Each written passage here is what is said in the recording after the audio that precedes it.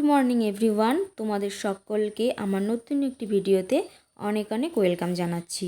ঘড়িতে কিন্তু এখন বাজে সকাল 7টা মতো। আজ ঘুম থেকে উঠতে একটু লেট হয়ে গেছে।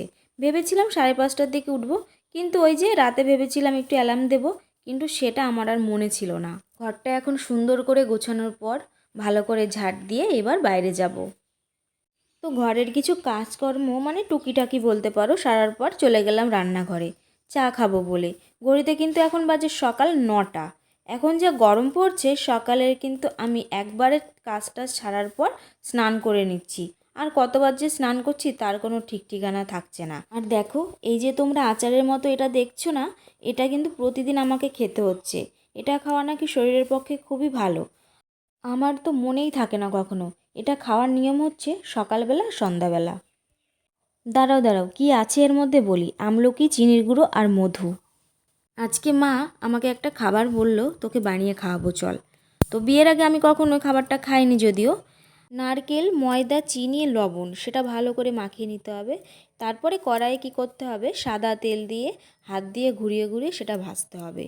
আমার তো ওই হাত দিয়ে ভাজার সময় কড়াইয়ের উপরে আমার যে কি ভয় লাগছিল আর কি বলবো। খাবারটা কিন্তু আমার কাছে খুবই নতুনত্ব ছিল, সেই জন্য বেশ ভালোই লাগলো খেতে। বাজারে সবজির যা দাম, সত্যি কথা বলতে চোখ ভরে তো মন ভরে না। আর এই যে দুয়াটি কলমির শাক তোমরা দেখতে পাচ্ছ, দুটোর দাম নিয়েছে নাকি 15 টাকা। সংসার সামলানোর জন্য আর ভালো রাখার জন্য তো আমরা আছি, কিন্তু আমাদেরকে ভালো রাখার জন্য তো সারাদিনের মধ্যে কিছুটা সময় অবশ্যই বের করে রাখা যায়। তাই আমি আর আমার দুই মেয়ে অর্থাৎ তানিয়া আর পাপিয়া তিনজন বসে পড়লাম হোমমেড কিছু স্কিন কেয়ার করার জন্য। তাই নিজেদের ভালো রাখার জন্য, নিজেদেরকে সুন্দর রাখার জন্য অবশ্যই নিজেদের দিকে নজর দেওয়া অবশ্যই প্রয়োজন, সেটা আমার মনে হয়। কি বন্ধুরা, ঠিক বললাম তো? আমার সঙ্গে একমত হলে অবশ্যই কমেন্টে কিন্তু জানাবে। ওই যে তোমাদেরকে বলছিলাম না যে মা বাজারে গেছিলো, কিন্তু বাজারে গিয়ে না তেমন কোনো ভালো মাছ পাইনি। বাড়ির ওপর থেকেই একটা কাকু যাচ্ছিলো, সেখান থেকে এই মাছটা নিয়েছিল। আর দেখো আমাদের বাড়িতে আজকে কি কি রান্না হয়েছে। আচ্ছা, এখানে আছে মাছের ঝাল, মিষ্টি আলু ভাজা, ডাল আর মাংসের তরকারি।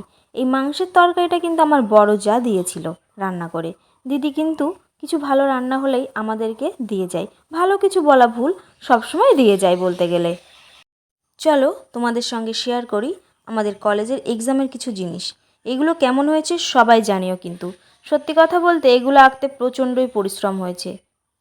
ড্রয়িংগুলো দেখতে যতটা সুন্দর হয়েছে, কিন্তু এর পেছনে যে কতটা পরিশ্রম আছে, যে এঁকেছে সেই একমাত্র জানে।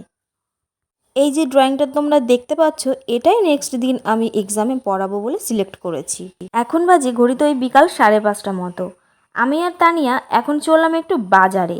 যে এক্সামের কথা তোমাদেরকে বললাম না, সেই এক্সামে আমার খাতাটা স্পাইরাল করতে হবে। একে তো অসহ্য গরম, আর তারপরে যে কটা দোকানে গেছিলাম প্রত্যেকটা দোকানেই প্রচণ্ড পরিমাণে ভিড়, তাই আমাদের বাড়ি আসতে একটু লেট হয়ে গেছিলো। গ্রাম বলতেই আমার কাছে সুন্দর, সে যে গ্রামই হোক না কেন। আর আমার বাবার বাড়িও গ্রামে, আর শ্বশুর বাড়িও কিন্তু গ্রামেই। সেজন্য গ্রামের প্রতি টান আর ভালোবাসা তো থাকবে, এটাই তো স্বাভাবিক না। আমার শ্বশুরবাড়ি থেকে বাবার বাড়ির রাস্তা 2 মিনিটের পথ। এটা তো তোমাদেরকে অনেক আগেই আমি জানিয়ে দিয়েছি। চারপাশের ভিউটা এতটা সুন্দর লাগে যে আর বলার অপেক্ষা রাখে না। আর তোমরা যে আমাকে পাগল পাগল দেখছো, সেটা শুধুমাত্র এই গরমের জন্য। গরমে সবসময় হাঁসফাঁস হাঁসফাঁস লাগে। তারপরে একটু আখের রস খেয়ে নিলাম। এটা আমাদের পাড়ার একজন প্রতিবেশী সম্পর্কে মেসোমশাই হয়। প্রচণ্ড গরমে তরমুজ, শসা, আখের রস এগুলো গরমে খাওয়া কিন্তু প্রচণ্ড পরিমাণে দরকারি, আর এগুলো তৃষ্ণাও মেটায় সঙ্গে। আমি কিন্তু আমার সংসারের কাজকর্ম খুব মন দিয়েই করি। বলতে নেই, অনেকে আছে যারা শুধু কাজকর্ম করার দরকার সেজন্যই করে, কিন্তু সেই কাজগুলো কিন্তু একদমই ভালো হয় না। যাই হোক, আমি আমার সংসারটাকে নিজের মতো করে নিজের যতটুকু যোগ্যতা আছে সেটুকু দিয়েই গড়ে তোলার চেষ্টা করছি। জানি ভিডিওগুলো অনেকটাই ছোট হয়ে যাচ্ছে, কিন্তু এরপর থেকে আমি লং ভিডিও দেওয়ার চেষ্টা করব। তোমাদের সঙ্গে আবার দেখা হচ্ছে পরবর্তী ব্লগে। ততক্ষণ তোমরা ভালো থাকবে, সুস্থ থাকবে আর অপরকে ভালো রাখার চেষ্টা করবে।